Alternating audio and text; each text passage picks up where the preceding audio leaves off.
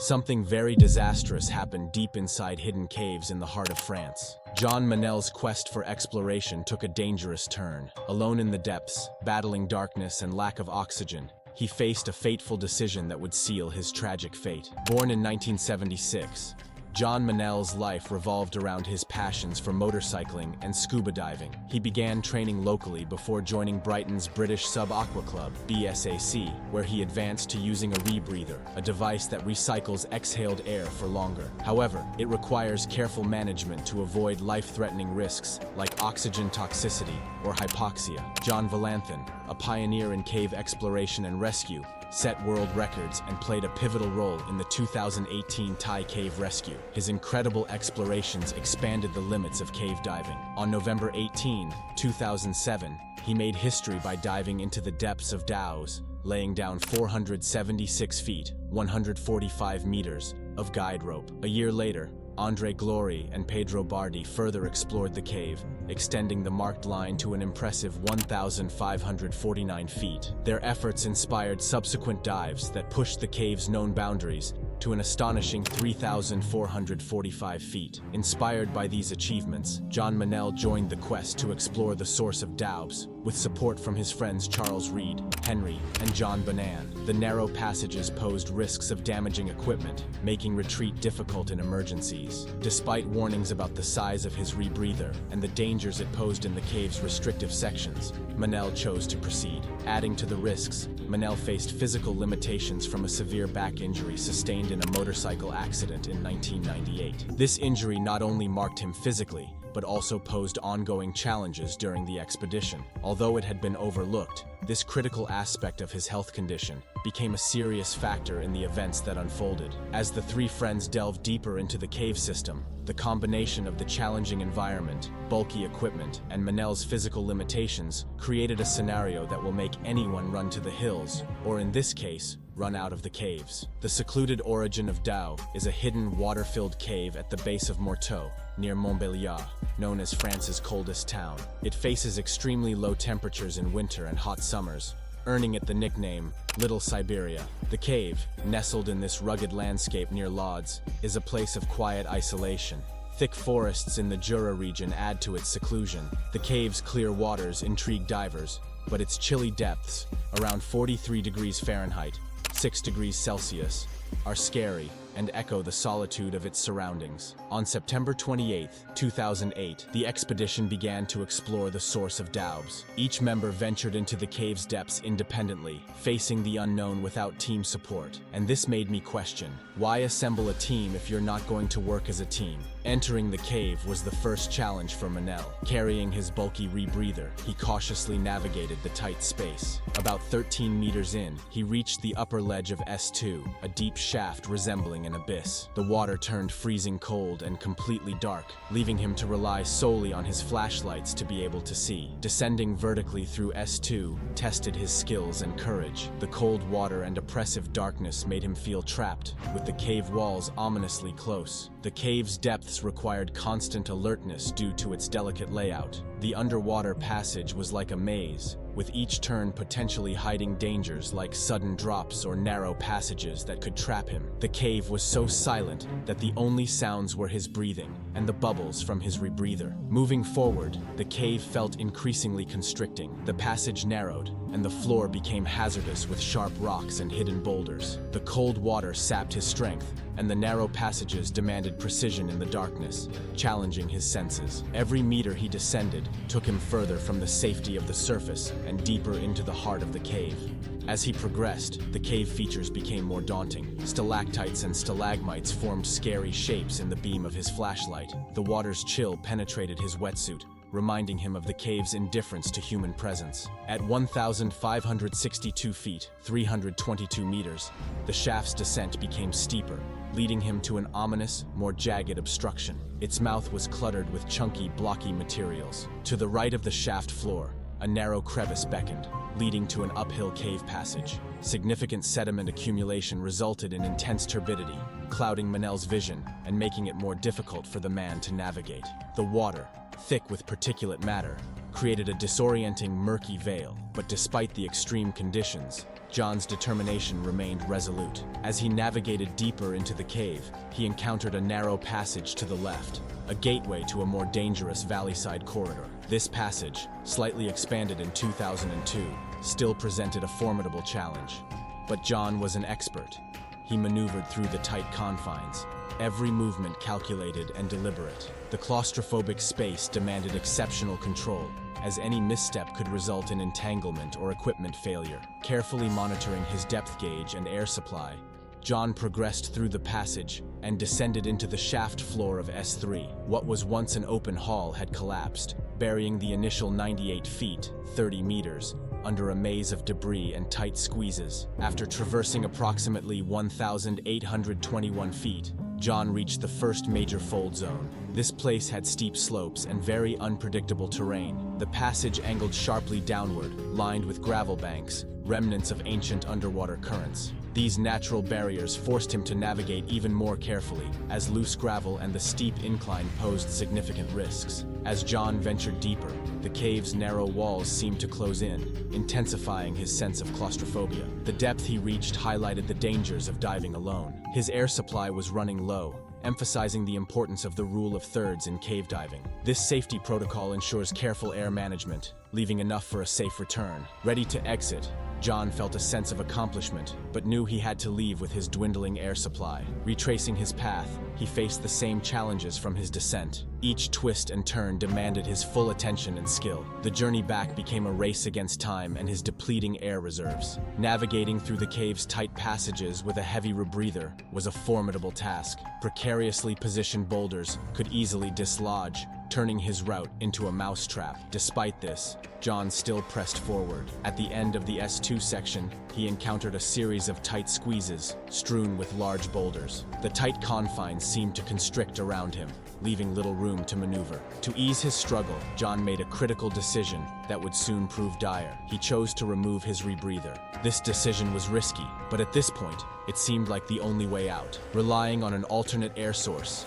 a bottle held under his arm, he continued through the narrow gap. Suddenly, the cave's oppressive walls began pressing in on him, making movement difficult. His back injury from 1998 further complicated the situation, preventing him from reattaching the rebreather in such tight quarters. With limited options and a deteriorating situation, John decided to move faster toward the surface. Navigating this deadly path with just the air bottle under his arm, the ascent took a wrong turn when the bottle suddenly detached from his mouthpiece, leaving him stranded without an air supply. Panic set in as John frantically searched for the lost air bottle, but the murky water, tight space, and hampered movements turned the cave into a disorienting maze. As precious seconds ticked away, the lack of oxygen began to destroy John's chances of survival. John's breaths grew shallow, his became very slow, and his vision blurred. In those harrowing moments, the surrounding darkness, the weight of the water above, and the realization of his predicament created an overwhelming sense of dread.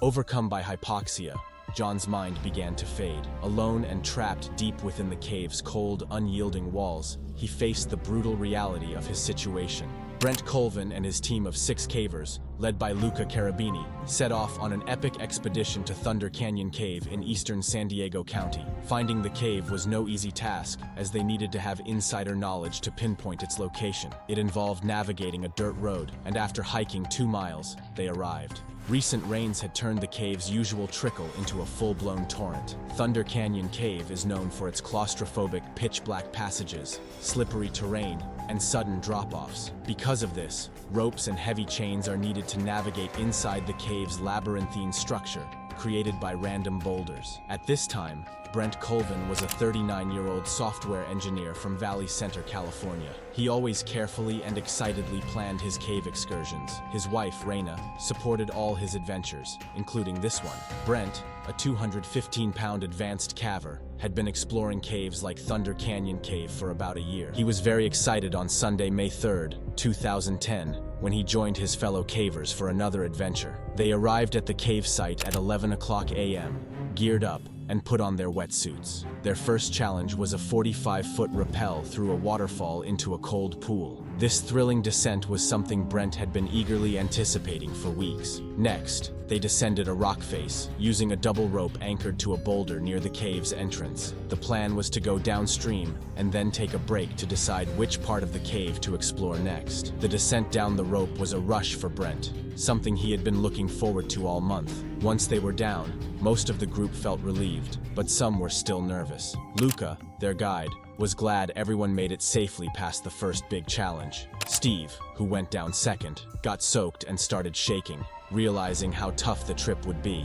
At this point, Luca had to ask if anyone wanted to turn back, and they all refused. Forward ever, backward never. After deciding to proceed to the middle entrance, the group spent about 10 to 15 minutes setting up the next 80-foot rappel. They continued their descent into the cave, navigating through crawling, climbing, and wading through icy water. Fortunately, despite the challenges, the group successfully completed 2 more rappels without any incidents. Around 3:00 p.m., they reached a notorious section of the cave known as the Terrible Traverse. This crack, with a name as weird as a supervillain base, is very difficult, bends at a right angle, and is only 9 inches wide, forcing cavers to move sideways without turning their heads. To prevent slipping and getting stuck, someone had placed a wooden board across the gap. The crack extends vertically for 200 feet, about 60 meters, and is just 5 minutes away from the cave's downstream end. Successfully navigating this passage meant reaching the exit, which was the group's goal for the day. Despite being tired, wet, and achy from hours of navigating boulders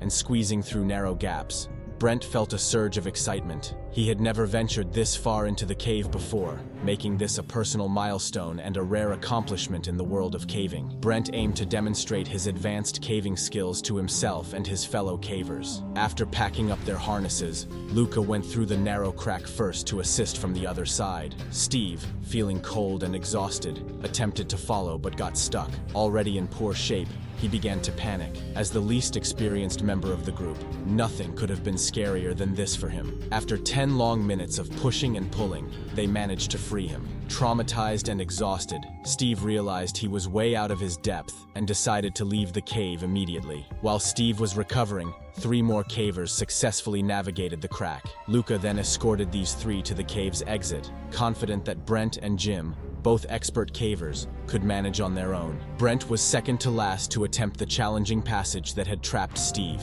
Though his heart raced with anxiety, Brent decided to give it a shot. The trick was to move feet first through the crack, angle sideways to shimmy along, and then drop 5 feet into the next chamber. On his first attempt, Brent sensed he wouldn't make it. Despite Jim's encouragement, he didn't want to inconvenience anyone by having to retrace their steps through the cave. If he had known, he would have followed his instincts. He decided to remove his wetsuit, opting to try again in just his t-shirt. Sliding through the crack, his hips jammed, his feet poked through to the other side, and his left arm was the only thing supporting him, resting on a wooden plank placed to prevent cavers from slipping deep into the crevice. Feeling the tension of the rock pressing against him, Brent's chest was squeezed tight, and his body was contorted. Despite his efforts to wiggle free, he found himself completely stuck, unable to move in any direction. His face pressed against the cold rock, Brent suddenly felt sweat pouring down his face.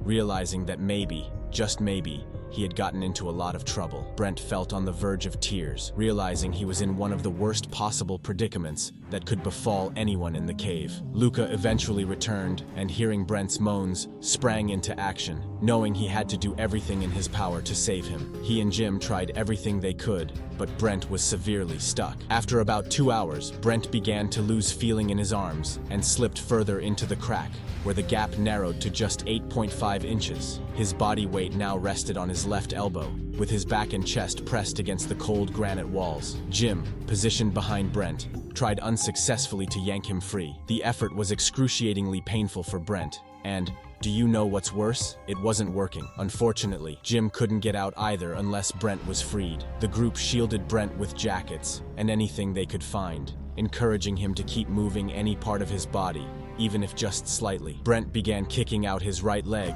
and apart from Jim's headlamp, they were in total darkness. Jim kept Brent awake by telling stories, while Luca, Steve, and Ben did everything they could to maintain his body temperature. Luca eventually made it back to the exit to involve the rescue team. 4 rescuers entered the cave, and after talking with Brent, discovered he had been trapped for almost 6 hours and was severely hypothermic. They strapped him into a harness, but he was too weak to climb out. They brought in a sledgehammer and began breaking up the rocks wedged between Brent's back and the granite walls. Inch by inch, the rescue team took turns with the hammer, while Jim held Brent's hand and kept talking to him. At around 6:02 a.m., after almost 9 deadly hours of being trapped, Brent's harness finally loosened, and he was pulled out of the crack. The group dragged him to the cave's exit, ensuring he remained conscious. The rescue team was relieved but exhausted. They took turns carrying Brent up the steep rock face, and this was no small challenge. Once outside,